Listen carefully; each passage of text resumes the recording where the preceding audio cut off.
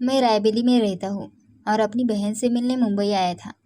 अब वापसी के लिए रेलवे स्टेशन पर ट्रेन का इंतज़ार कर रहा था। मेरे पास दुनिया की हर सुख सुविधाएं थी। मैं चाहता तो प्लेन से भी सफ़र कर सकता था, मगर फिर भी मुझे ट्रेन से सफ़र करना ज़्यादा अच्छा लगता था। और उसकी भी एक वजह थी। रेलवे स्टेशन पर आने में अभी थोड़ा समय बाकी था। मैं मुंबई के प्लेटफॉर्म पर बैठा लोगों को भागते दौड़ते देख रहा था। लोग धीरे धीरे प्लेटफॉर्म पर इकट्ठा हो रहे थे। आज भी टिकट लेने के लिए लोगों की लंबी लाइनें लगी हुई थी। कुछ यात्री टिकट लेकर धीरे धीरे वेटिंग रूम की तरफ बढ़ रहे थे, और जो पहले से वेटिंग रूम में बैठे थे वो ट्रेन के इंतज़ार में टिकट को उलट पलट कर देख रहे थे या अपनों से बातें करने में लगे हुए थे। मैं रायबेली लौटने के लिए एक छोटा सा बैग लेकर प्लेटफॉर्म पर बैठा था। उस बैग में मेरी ज़रूरत का सारा सामान था। एक किताब जो मेरी ज़िंदगी का सबसे इम्पोर्टेंट हिस्सा थी, 2 जोड़ी कपड़े, खाने के लिए कुछ नमकीन और भुनी हुई मूंगफली के कुछ पैकेट्स। मैं मूंगफली का बहुत बड़ा शौकीन हूँ। हाँ, कुछ हद तक ये बात सही भी है, मगर उससे बढ़कर ये मेरे लिए एक बेहद खास किसी अपने की यादें हैं। आज भी जब मैं मूंगफली के पैकेट्स देखता हूँ तो मेरी आंखों के सामने वही चंचल सा मुस्कुराता चेहरा आ जाता है। वही चेहरा जिसे मैंने वर्षों चाहा है और आज भी चाहता हूँ। उसकी मुस्कान मेरे लिए ज़िंदगी की उम्मीद बन गई थी।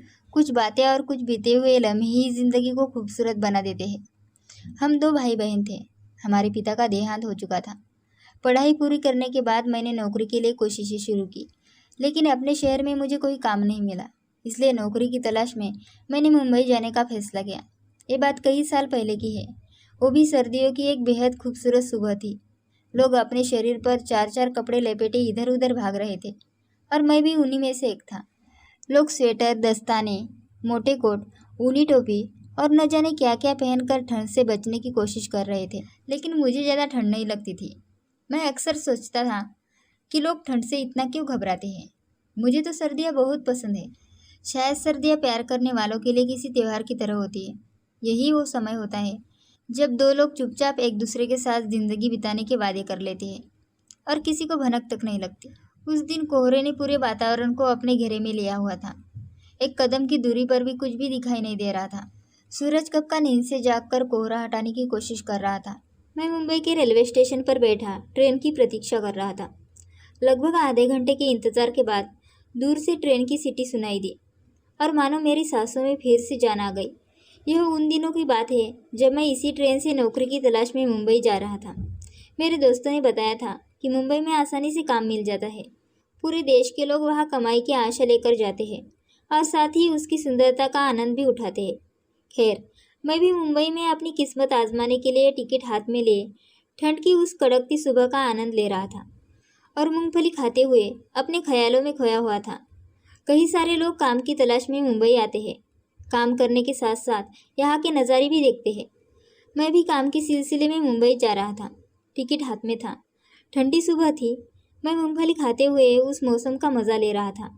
ट्रेन आई तो मैंने अपना बैग उठाया और जिस डिब्बे में मेरी सीट थी उसमें चढ़ गया। अंदर कुछ यात्री पहले से ही बैठे थे। सामने की सीट खाली थी तो मैंने बैग वहीं रखा और खुद पास वाली सीट पर बैठ गया। सौभाग्य से मेरी सीट अकेले की थी। किसी और के साथ शेयर नहीं करनी थी। करीब 10 मिनट बाद ट्रेन ने सीटी दी और धीरे धीरे चलने लगी। स्टेशन से काफ़ी लोग सवार हुए थे। धीरे धीरे डिब्बों में भीड़ बढ़ गई, लेकिन मेरी सामने वाली सीट अब भी खाली थी। जब ट्रेन पूरी तरह चल पड़ी तो मुझे हल्का महसूस हुआ। मैं खिड़की के पास बैठकर बाहर देखने लगा। कुछ ही देर में ट्रेन की रफ्तार फिर थोड़ी धीमी हुई। बाहर खेत, गांव और दूर दूर तक फैले पेड़ों के नज़ारे थे। मैं सब कुछ बड़े ध्यान से देख रहा था, जैसे हर चीज़ से कुछ कहने की कोशिश कर रहा हो। ट्रेन रुक गई। वहाँ कुछ यात्री चढ़े, कुछ नीचे उतरे। 5 मिनट के बाद ट्रेन फिर से चल पड़ी और कुछ ही सेकंड में रफ्तार पकड़ ली। पेड़, खेत, सड़कें सब पीछे छूटते जा रहे थे और मैं खिड़की से बाहर की दुनिया में खोया हुआ था। साथ ही दिमाग में यही चल रहा था, मुंबई पहुंचकर नौकरी कैसे मिलेगी, कितने दिन लगेंगे, क्या मुझे कोई अच्छा काम मिलेगा। तभी अचानक मेरे कानों में किसी लड़की की आवाज़ पड़ी। Excuse me. मैं कुदरत के खूबसूरत नज़ारों से ध्यान हटाकर आवाज़ की दिशा में देखने लगा। मेरी नज़रें उस आवाज़ की ओर उठी। सामने एक सुंदर चंचल सी लड़की खड़ी थी। उस लड़की की उम्र कोई 20-22 साल रही होगी। वो मेरी ओर ही देख रही थी। वो लड़की बेहद खूबसूरत थी। अब मेरी नज़रें उसके मासूम चेहरे पर टिक गई। गोरा निखरा रंग, सुनहरे बाल, संतुलित कदकाठी और उसे देखकर मन ही मन मैं उसकी खूबसूरती की तारीफ करने लगा। उसने दोबारा कहा, एक्सक्यूज़ मी। मैंने कहा, जी कहिए। उसने उस सीट की ओर इशारा किया जहाँ मैंने अपना बैग रखा था और पूछा, क्या मैं यहाँ बैठ सकती हूँ? मैंने उसकी ओर देखकर तुरंत जवाब दिया, हाँ हाँ बिल्कुल। इतना कहते ही मैंने अपना बैग उठाकर अपनी गोद में रख लिया। वो आकर बैठ गई। कुछ देर तक हम दोनों चुप रहे। वो भी बाहर खिड़की की ओर देखने लगी। बीच बीच में उसने एक दो बार मेरी तरफ भी देखा। सच कहूँ तो मैं तो उसकी खूबसूरती में खो गया था। थोड़ी देर बाद मैंने बात शुरू करने की कोशिश की और पूछा, क्या यह सीट आपकी है? वो मुस्कुराते हुए बोली, नहीं, दरअसल मैं देर से पहुंची थी, इसलिए अपने डिब्बे तक नहीं जा सकी। जैसे तैसे इसी डिब्बे में चढ़ गई। टिकट चेकर से बात की तो उन्होंने कहा, जब तक अगला स्टेशन नहीं आता आप यहीं बैठ जाए, फिर मैं अपने डिब्बे में चली जाऊंगी। वो लड़की बड़ी बेफिक्री से बात कर रही थी। उसके चेहरे पर ज़रा भी घबराहट या परेशानी नहीं थी। मैंने कहा, ठीक है, कोई बात नहीं। वो हंसते हुए बोली, वैसे तुम्हारे दिल में तो लड्डू फूट रहे होंगे ना? एक सुंदर लड़की तुम्हारे सामने बैठी है। वो इतनी बेफिक्री से बोल रही थी कि मैं हैरान रह गया। एक तो वो जवान लड़की अकेली सफ़र कर रही थी और ऊपर से इतना आत्मविश्वास। उसकी निडरता और खुलापन देखकर मैं सचमुच दंग रह गया। लेकिन मुझे उसका यह अंदाज़ बहुत अच्छा लगा। वो मुझे ज़िंदगी को खुलकर जीने वाली लड़की लगी। उसके चेहरे पर हर वक्त एक मुस्कान थी और मैं उसी मुस्कान पर लूटा जा रहा था। मैं सोच में पड़ गया, दुनिया में ज़्यादातर लोग तो हर वक्त किसी न किसी परेशानी का रोना रोते रहते हैं। किसी को नौकरी नहीं मिली, किसी को दौलत की कमी है, किसी को अपनों का धोखा। हर तरफ बस शिकायतें, शिकवे और दुख की कहानियाँ। लेकिन ये लड़की अकेली सफ़र कर रही थी। सामने एक अनजान आदमी बैठा था, फिर भी वह इतनी सहज बेपरवाह थी। वो तो जैसे किसी और ही दुनिया की थी। एक ऐसी दुनिया जहाँ दुख का कोई नामो निशान नहीं था। उसके चेहरे पर ज़रा सा भी कोई गम नहीं झलक रहा था, ना कोई दुख, ना कोई गम। मैं सोच रहा था, आखिर ये कौन सी दुनिया की रहने वाली है? अब वो अपने बैग से एक किताब निकालकर उसको पढ़ने में व्यस्त हो गई। मैं अब भी नज़रें चुराकर उसे देख रहा था। थोड़ी देर बाद जब उसने किताब बंद की तो मैंने फिर से बातचीत करने की सोची। उस वक्त मैं मूंगफली खा रहा था, तो मैंने मुस्कुराते हुए कहा, मूंगफली खाइए। मैंने होठों पर हल्की सी बनावटी मुस्कान सजाकर उसका ध्यान अपनी ओर खींचा और मूंगफली का पैकेट उसकी ओर बढ़ा दिया। वो कोई झिझकने या शर्माने वाली लड़की नहीं थी। उसने मना नहीं किया, बल्कि पूरा का पूरा पैकेट ही ले लिया। मैंने अपने बैग से दूसरा पैकेट निकाला और फिर हम दोनों इधर उधर की बातें करने लगे। मैंने उससे पूछा, आपको कहाँ जाना है? उसने मुस्कुराकर जवाब देने के बजाय सवाल किया। वो हंसते हुए बोली, मैं तो दुनिया देखने निकली हूँ, असली मंजिल तो कहीं और है। उसका यह जवाब मुझे अच्छा लगा। मैंने कहा, मेरा मतलब था कि आप कहाँ जा रही हैं? उसने मूंगफली चबाते हुए जवाब दिया, मुंबई। मैंने हंसकर कहा, फिर तो सफ़र मज़ेदार रहेगा। उसने हल्के से मुस्कुराते हुए कहा, ये तो आपकी किस्मत है। फिर बोली, वैसे आप कहाँ जा रहे हैं? मैंने जवाब दिया, मैं भी मुंबई जा रहा हूँ। वो बोली, बहुत अच्छा, क्या आप वहाँ कोई काम करते हैं? मैंने कहा, नहीं, नौकरी की तलाश में ही जा रहा हूँ। सुना है कि मुंबई में काम आसानी से मिल जाता है। मैंने विस्तार से अपनी बात बताई। उसने गहरी सांस ली और कहा, ओह, इसलिए आप मुंबई जा रहे हैं? मैंने उससे पूछा, आप मुंबई क्यों जा रही है? उसने कहा, मेरा घर मुंबई में ही है, मैं वहीं की रहने वाली हूँ। यहाँ मैं अपने मामा के पास आई थी। मेरे एक ही मामा हैं, बेचारे बीमार रहते हैं। मैंने कई बार कहा कि मेरे साथ मुंबई चलो, वहाँ आपका अच्छे से इलाज कराऊंगी, लेकिन वो मानती ही नहीं। फिर थोड़ी देर सोचकर वो बोली, कभी कभी रिश्तों को भी इम्पोर्टेंस देनी चाहिए। सारी उम्र पैसों के पीछे भागते रहना ठीक नहीं होता। उसने ट्रेन की छत की ओर देखते हुए यह बात कही थी। फिर मुस्कुराकर बोली, मैं बिजनेस से जुड़ी लड़की हूँ। अपने पापा का बिजनेस मैं ही संभाल रही हूँ। जब मैं 17 साल की थी तभी से इसमें लगी हूँ। अब तो इसे संभालते संभालते 5 साल हो गए हैं। फिर उसका चेहरा थोड़ा गंभीर हुआ। मेरे मम्मी पापा कुछ साल पहले ही कार एक्सीडेंट में चल बसे थे, मुझे अकेला छोड़ गए। पापा का बहुत बड़ा बिजनेस था और मैं उनकी इकलौती संतान हूँ। एक भाई भी था जो बचपन में ही चल बसा। माता पिता की मृत्यु भी शायद ईश्वर की ओर से एक परीक्षा थी या कोई और कारण कि मैंने धीरे धीरे जीना सीख लिया और अब तो अकेले ही सब कुछ कर लेती हूँ। अब तो मैं इतनी निडर हो गई हूँ कि अच्छों को सीधा कर देती हूँ।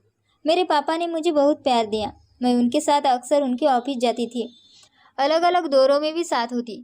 उनकी मृत्यु के बाद मैंने पढ़ाई के साथ साथ बिजनेस के बारे में भी सीखना शुरू कर दिया। अब मैंने MBA कर लिया है और पापा का बिजनेस भी संभाल रही हूँ। भगवान का लाख लाख शुक्र है कि एक सुखद जीवन जी रही हूँ। उसकी बातें सुनकर मुझे लगा शायद वह मुझे बेवकूफ़ बना रही है और मेरे सामने बड़ी बड़ी बातें कर रही है। खैर, हमारी बातें चलती रही। उसने आगे बताया कि उसके पापा उसकी शादी अपने रिश्तेदारों से बाहर करना चाहते थे, लेकिन पापा को और अब उसे भी अब तक ऐसा कोई समझदार और स्वभाव में मेल खाने वाला लड़का नहीं मिला। कई लड़के उसकी ओर आकर्षित भी हुए, मगर उनमें लालच भरा था। उनकी नज़र उसकी संपत्ति, बैंक बैलेंस और गाड़ियों पर ज़्यादा होती थी। सच तो यह है कि किसी की आंखों में सच्चाई नहीं झलकती थी। उसे कोई ऐसा सच्चे दिल वाला इंसान नहीं मिला जो उसकी तरह सोचता हो। जो भी मिला कठोर स्वभाव और लालची निकला, जबकि उसे तो ऐसा साथी चाहिए था जो ईमानदार और सच्चा हो। जब उसके माता पिता गुजर गए तो उसने अपना पूरा ध्यान बिजनेस में लगा दिया। अब वो बहुत खुश है क्योंकि वह अपने लिए जीती है। उसका मानना है कि दुखों और परेशानियों को सिर पर लाद कर जीवन से कुछ हासिल नहीं होता। 4 दिन की जिंदगी है, हर इंसान को मुस्कुराकर बितानी चाहिए। इसी सोच के कारण वह हमेशा हंसती रहती है, मुस्कुराती रहती है। जब वह बिजनेस के काम से थक जाती है तो कभी गार्डन में, कभी गांव में घूमने निकल जाती है। वहाँ गरीबों से मिलकर, उनके बच्चों से प्यारी बातें करके जो सुकून उसे मिलता है वह शब्दों में नहीं बता सकती। वह यही सोचती है कि खुद को दुखों का घर बनाकर आखिर मिलता ही क्या है। यही उसका जीवन है। फिर उसने अचानक मुझसे बड़ी सहजता से पूछा। अब तक उसने मेरा नाम भी नहीं पूछा था। पहले तो वह आप कहती थी और अब सीधे तुम पर आ गई थी। वैसे नाम तो मैंने भी उससे पूछने की हिम्मत नहीं की, लेकिन मेरे दिल में उस समय एक मीठा संगीत सा बजने लगा था। वह जब बोलती और मुस्कुराती तो बहुत अच्छी लगती थी। मैंने उसे बताया कि मैं एक गरीब बाप का बेटा हूँ। मुझे गरीबी विरासत में मिली है। मेरी एक माँ है जिन्होंने मेहनत करके मुझे पाला पोसा और फिर पढ़ाया। अब वह अक्सर बीमार रहने लगी है। मैं नौकरी की तलाश में इधर उधर भटक रहा हूँ। पिताजी को गुजरे लंबा समय हो गया है। हम 2 भाई बहन हैं। मैं अपनी बहन को माँ के पास छोड़कर अपने शहर से निराश होकर मुंबई नौकरी ढूंढने जा रहा हूँ। मेरे साथ 2 और जिंदगियाँ जुड़ी हुई है। खुद को और उन्हें जिंदा रखने के लिए संघर्ष कर रहा हूँ। यही सब मेरी ज़िंदगी में चल रहा है। अभी बहन की शादी भी करनी है और बाकी सब भगवान पर छोड़ रखा है। मैंने अपनी बात पर जोर देते हुए कहा और फिर चुप हो गया। जैसे ही मैं शांत हुआ वह मुस्कुरा दी। तुम मेरी गरीबी पर हंस रही हो? मैंने नाराज़गी से पूछा। वह मुस्कुराते हुए बोली, अरे नहीं, मैं तो तुम पर हंस रही हूँ कि मर्द होकर कठिनाइयों से लड़ने की बजाय निराश हो बैठे हो। मर्द होकर ऐसे निराशा भरे शब्द बोलते हुए तुम अच्छे नहीं लगते। तुम्हारी उदासी तुम्हारे हावभाव से झलक रही है। अभी तो तुम जवान हो, पढ़े लिखे भी हो, फिर निराशा क्यों? हमारी बातों का सिलसिला अभी चल ही रहा था कि ट्रेन ने एक स्टेशन पर रुकने की सूचना दी। जैसे ही गाड़ी स्टेशन पर रुकी, मैं नीचे उतरने के लिए उठा और उससे कहा, यही रुकना, मैं कुछ खाने के लिए लाता हूँ। गाड़ी में चाय, गरम पकवान और जाने क्या क्या बेचने वाले आए तो थे, लेकिन मैंने कुछ नहीं लिया था। बस मूंगफली और नमकीन पर ही गुजारा किया था। पानी की बोतल भी वैसी की वैसी ही पड़ी थी, क्योंकि सर्दियों में प्यास कम ही लगती है। मैं नीचे जाने ही वाला था कि उसने मुझे रोक दिया। फिर बोली, मैं जाती हूँ। जानते हो क्यों? आजकल लड़कियों की बात ज़्यादा चलती है और मैं तो सुंदर भी हूँ। देखना, मुझे भीड़ में भी सबसे पहले सब मिल जाएगा। उसने तिरछी नज़र से मेरी ओर देखा और मुस्कुराने लगी। मैं सोच रहा था, बड़ी निडर लड़की है। शायद उसकी बात मुझे भी थोड़ी चुभ गई थी। वह नीचे उतर गई और उसने वही कर दिखाया। वह बाहर खड़ी थी और मैं खिड़की से बाहर झांक कर देखने लगा। वो जहाँ भी कुछ लेने गई, भीड़ में सबसे अलग दिखाई दे रही थी। ऐसा लग रहा था मानो सब उसके इशारे के इंतज़ार में हो। वो जहाँ भी कुछ लेने गई, भीड़ में सबसे अलग दिखाई दे रही थी। ऐसा लग रहा था मानो सब उसके इशारे के इंतज़ार में हो। सामान बेचने वाले उसके चारों ओर ऐसे आवाज़ें लगा रहे थे जैसे वह कोई और ही प्राणी हो। वह वहाँ भी मुस्कुरा रही थी। मैं अंदर बैठा यह नज़ारा देख रहा था। मैं मन ही मन पुरुषों की मानसिकता पर हैरान हो रहा था। अपनी घर की औरतों के लिए कुछ नहीं कर सकते और दूसरी औरतों के पीछे दीवाने बन घूमते रहते हैं। थोड़ी देर में वो क्या क्या लेकर वापस आई मुझे ठीक से दिखा भी नहीं, लेकिन उसके हाथ में भुनी हुई मूंगफली के कई पैकेट्स थे और मैं हैरान रह गया। मेरी नज़रें उन्हीं पैकेट्स पर टिक गई। मैंने पूछा, इतने सारे पैकेट्स? वो मुस्कुरा कर बोली, हाँ, मुझे पता है कि तुम मूंगफली के शौकीन हो और रास्ते में बातों बातों में न जाने कितने पैकेट्स खा गए हो। ये रख लो, मेरी तरफ से है, सफ़र में काम आएंगे। मैं थोड़ा झप गया और बोला, आपने मेरी गरीबी का मजाक उड़ाया है, मैं ये नहीं लूँगा। उसने मेरी नाराज़गी को भांपते हुए बड़े प्यार से कहा, तुम भी कितने नादान हो। मैं तुम्हारी गरीबी का मजाक क्यों उड़ाऊँगी? मैं तो बस एक हमसफ़र होने के नाते लाई हूँ। और फिर मैंने भी तो तुमसे एक पैकेट लिया था। ट्रेन चल पड़ी थी, लेकिन हमारे बीच की बातों का सिलसिला नहीं थमा था। कई स्टेशन बीत गए, लेकिन उसने एक बार भी अपने डिब्बे में लौटने की बात नहीं की थी। और सच कहूँ तो मैं भी उसका साथ चाहता था। फिर भी मैंने पूछ ही लिया, क्या आप अपने डिब्बे में नहीं जाएंगी? वो होले से मुस्कुराया और बोली, इतना अच्छा साथी मिला हो तो इस पगली का दिल कैसे करेगा कि उसे छोड़ दूँ। मैं चौंक गया। एक लड़की होकर वो कितनी बेफिक्री से बातें कर रही थी। ऐसी बातें तो मैंने सिर्फ मर्दों से सुनी थी, लेकिन आज वो हर रूढ़ी को तोड़ रही थी। मैं भी मुस्कुरा दिया। कितना खुशनसीब सफ़र था और कितना हसीन हमसफ़र। मेरे मन में बस यही चल रहा था कि ये ट्रेन किसी बेशकीमती हीरे से कम नहीं, और हर किसी को ऐसा सफ़र और ऐसा हमसफ़र नसीब नहीं होता। इतना लंबा सफ़र कब कट गया पता ही नहीं चला। अब मुंबई आने वाली थी और मेरा दिल बेचैन हो गया था। दिल कर रहा था कि ये ट्रेन बस यूं ही चलती रहे, मैं उससे यूं ही बातें करता रहूं और यह सफ़र कभी ख़त्म न हो। मगर सच तो ये था कि अब हम दोनों को अपने अपने रास्ते जाना था। ट्रेन स्टेशन पर रुक चुकी थी। यात्री उतरने लगे थे। मैंने भी अपना बैग उठाया, वो भी खड़ी हो गई। हम दोनों एक साथ ट्रेन से नीचे उतरे और फिर रेलवे स्टेशन से बाहर आ गए। अब मैं उसे बाय कहकर अपने रास्ते जा रहा था, लेकिन मेरे दिल की हालत ऐसी थी जैसे मैं कोई अनमोल चीज़ खोने जा रहा हूँ। आखिर मैंने कहा, ठीक है, अब मैं चलता हूँ। जिंदगी रही और ऊपर वाले ने चाहा तो शायद फिर किसी मोड़ पर मुलाकात हो जाएगी। वो अचानक मुस्कुराकर बोली, कहाँ जा रहे हो भगोड़े? उसके इस शब्द पर मैं चौंक गया, मगर अगले ही पल मुस्कुराकर जवाब दिया, कोई नौकरी तलाश करने। वो तुरंत बोली, अरे पागल, नौकरी खुद चलकर तुम्हारे पास आई है और तुम उसे छोड़कर कहीं और खोजने जा रहे हो। बेवकूफ़ कहीं के। नौकरी तो तुम्हारे सामने खड़ी है। सफ़र के दौरान भी वो मुझे ऐसे ही अजीब मगर प्यारे शब्दों से पुकारती रही। वो फिर कहने लगी, तुम्हें कहीं और नौकरी ढूंढने की ज़रूरत नहीं है, मैं तुम्हें नौकरी दिलवा दूंगी। तुम अच्छे हो, पढ़े लिखे हो और तुम्हारी बातों से मुझे अंदाज़ा हो गया है कि तुम शरीफ भी हो। मुझे अपने बिजनेस के लिए तुम्हारे जैसे ही किसी ईमानदार इंसान की ज़रूरत है। इतना कहकर उसने अपने ड्राइवर को फ़ोन किया। कुछ ही मिनटों में एक शानदार चमचमाती कार स्टेशन पर आ पहुंची, जैसे वो पहले से ही उसके लिए खड़ी हो। यह सब देखकर मुझे यकीन होने लगा कि ट्रेन में जो कुछ उसने कहा था वो सब सच था। जिसे मैं मजाक समझ रहा था वो दरअसल उसका सच था। मैंने उसके साथ उसकी फैक्ट्री में 6 महीने तक काम किया और फिर एक दिन वह खुद मेरे पास आई और मुझे शादी के लिए प्रपोज किया। पहले तो मुझे लगा कि वो मजाक कर रही है, लेकिन उसने बड़ी गंभीरता से मुझे यकीन दिलाया कि वो सच कह रही है। उसने कहा, मैंने तुम्हें पहली ही मुलाकात में पसंद कर लिया था। सोचो तो सही, क्या मैं इतनी बेवकूफ़ हूँ कि एक पूरे लंबे सफ़र में यूं ही तुमसे बातें करती रही। मैंने तुम्हें पहली ही नज़र में अपना जीवन साथी मान लिया था। मैं स्तब्ध खड़ा था, क्योंकि मैं तो खुद को उसके ड्राइवर के मुकाबले में भी नहीं समझता था, लेकिन उसने मुझे अपना जीवन साथी चुन लिया। कहते हैं ना, औरत को कोई नहीं समझ सका। उसके कई रूप होते हैं और हर रूप अनोखा होता है। वो मुझे बोली, अब तुम्हें कहीं और नौकरी ढूंढने की ज़रूरत नहीं है, मेरा सब कुछ तुम्हारा है। मैंने इन 6 महीनों में तुम्हें अच्छे से परख लिया है और अब मैंने अपना जीवन साथी चुन लिया है। बोलो, क्या तुम्हें मंजूर है? मेरे तो शब्द ही थम गए। मैं भला कैसे मना कर सकता था? किस्मत खुद चलकर मेरे पास आई थी। मैं उसे खोना नहीं चाहता था। उसने जो कहा वह करके दिखाया। 3 महीने बाद उसने मुझसे शादी कर ली। इस तरह हम पति पत्नी के खूबसूरत रिश्ते में बंध गए। मैं अपनी किस्मत पर हैरान था कि यह सब कैसे हो गया। हमारी ज़िंदगी हंसी खुशी बीतने लगी। उसने मुझ जैसे एक साधारण इंसान को प्यार और इज्जत दी, एक बेहतरीन पत्नी बनकर दिखाया। भगवान ने हमें पहले एक बेटा और फिर लक्ष्मी के रूप में एक बेटी दी। अब मैं पूरी तरह मुंबई में बस गया था। अपनी बहन की शादी मैंने रायबेली में रिश्तेदारों में कर दी थी और माँ को अपने पास ही ले आया था। मेरी शादी के तीसरे साल एक दिन माँ हमें छोड़कर इस दुनिया से चली गई। उन दुख के दिनों में मेरी पत्नी ने मुझे बहुत सहारा दिया। शायद वह ना होती तो मैं टूट चुका होता, लेकिन शायद किस्मत को कुछ और ही मंजूर था। मेरी बहन अब अपने घर में खुशहाल है, लेकिन मेरी वो चंचल हंसमुख पत्नी अब मेरे साथ नहीं है। शादी के 5 साल बाद किसी बीमारी की वजह से वह मुझे अकेला छोड़कर इस दुनिया से चली गई। अब मेरे पास उसकी यादें हैं, उसकी बातें हैं, उसकी कुछ निशानियां हैं। उसका बिजनेस मैं ही संभाल रहा हूँ। मेरी बेटी अब 10वीं कक्षा में पढ़ रही है और बेटा उच्च शिक्षा के लिए लंदन चला गया है। आज भी जब मैं अपनी बहन से मिलकर मुंबई लौट रहा था, वही स्टेशन आ गया जहाँ पहली बार मेरी पत्नी से मुलाकात हुई थी।